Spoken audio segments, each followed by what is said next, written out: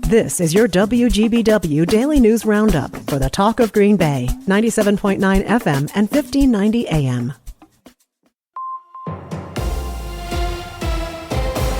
From the 97.9 WGBW Newsroom, I'm Connie Fellman with this local news update. It was another second-half nail-biter, but the Pack pulled out a win against the Bengals last night at Lambeau.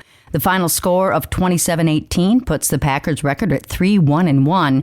After their first home game at Lambeau in 31 days, the Packers are back on the road next week to take on the Cardinals in Arizona. The Green Bay School Board will be discussing your ideas to make schools safer at tonight's board meeting.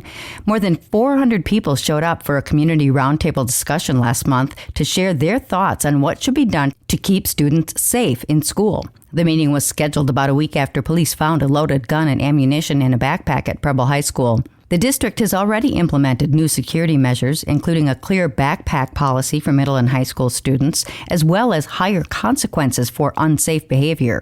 School and community leaders encouraged people at the roundtable safety discussion to submit any and all ideas regardless of cost. Superintendent Vicki Beyer says some of the top ideas so far include using metal detectors at school entrances, changes to the dress code, increased mental health support in schools, and closing campus during the lunch hour. The district will present other ideas gathered from the community at tonight's school board meeting. The classic tan station wagon featured in That 70s Show pulled into its permanent parking spot in Green Bay over the weekend. The 1969 Aztec Gold Oldsmobile Vista Cruiser went on a national tour before finding its forever home at the Automobile Gallery in downtown Green Bay. The iconic car was unveiled there Saturday night to much fanfare. While the show never reveals the specific location of its fictional setting, Point Place, it does make clear that it is in Wisconsin. The Foreman family and others on the show also are often seen sporting their Packers pride, which makes Green Bay the perfect place to park the family cruiser. We're learning new details about the double stabbing near a Green Bay elementary school last week as the suspect makes his initial appearance in court. 77-year-old Nang Vu was charged Friday with second-degree recklessly endangering safety and several other counts for the incident last Wednesday night.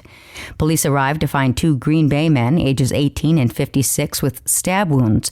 According to the criminal complaint, the victims told police they got stabbed after confronting Vu for slashing their bike tires. The victims told police the man who stabbed them ran into the woods with multiple weapons. Police called out the SWAT team and K-9 unit to help in the search. Officers found Vu and arrested him later that evening. According to the criminal complaint, both Vu and the victims in the stabbing have been living in the nearby woods for several months. A judge set a cash bond at $25,000. Vu is scheduled to be back in court this Thursday. A former Kaukauna youth baseball coach will spend a month in jail for destroying the security camera inside a concession stand to hide his thefts from the stand safes. According to the criminal complaint, Kevin Dosak went to the ballparks when he knew no one else would be there at night or at odd times in the morning to steal money. In addition to the sentence of 30 days in jail, Judge Emily Lonergan ordered Dosak to pay more than $5,000 in restitution. Brown County Sheriff's officers say speed and alcohol were likely factors that led to the death of a 21-year-old killed in a car crash in Howard. Authorities say a truck the man was riding in hit a utility pole and then a tree in the area of County Trunk C and Evergreen Avenue. Deputies say two people were pinned inside the truck with severe injuries. They say the driver, a Howard man, was taken to the hospital with life-threatening injuries. Names are not being released at this time. Green Bay police have a man in custody after two men were stabbed on Green Bay's east side. Police say it happened near Dan's Park just before 5:30 p.m. When police got there, they say they found two Green Bay men with stab wounds. The men told them a suspect ran into the woods and had multiple weapons. Police called out the SWAT team and K-9 unit. They took a 77-year-old Green Bay man into custody just before 8 p.m. The roads in that area are back open now, but police are asking anyone with information to contact them.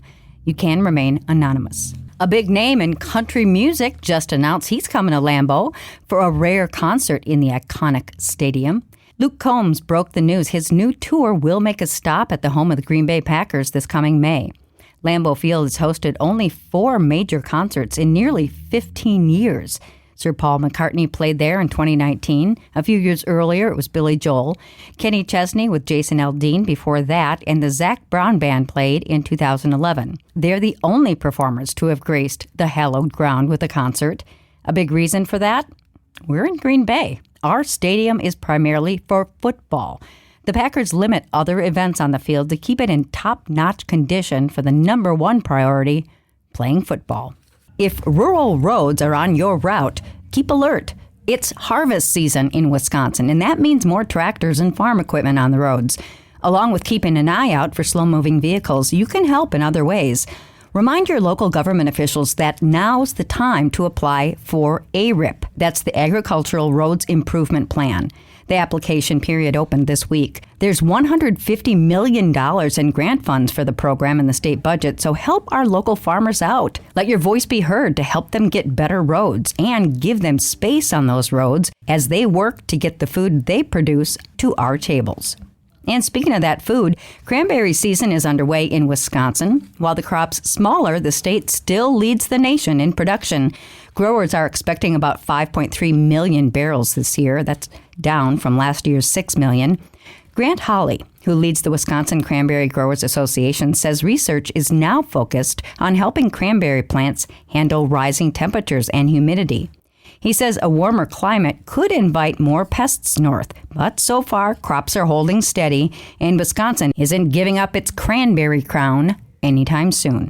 A new park in Ashwaubenon honors a lifelong Brown County resident and his decades of community service.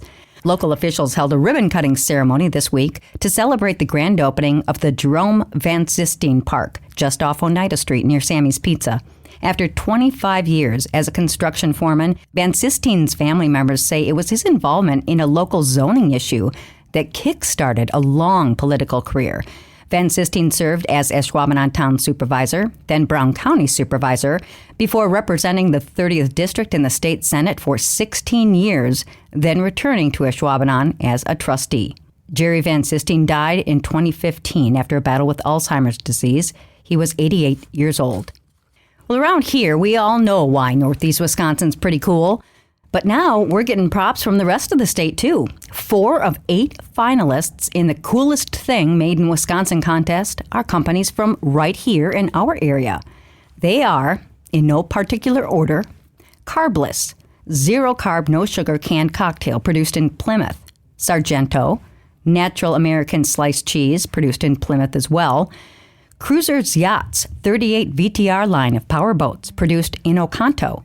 And 1,000 Island Airboats, Search and Rescue 1,000 Island Airboat produced in Marion. Put on by Wisconsin Manufacturers and Commerce, officials say the annual contest is a fun way to shine a spotlight on our state's $73 billion manufacturing industry.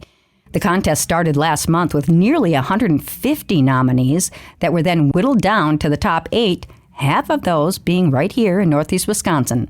The winner will be announced October 23rd. With news at the top and bottom of the hour, all day and on demand anytime at WGBW.FM, I'm Connie Fellman, 97.9 WGBW News.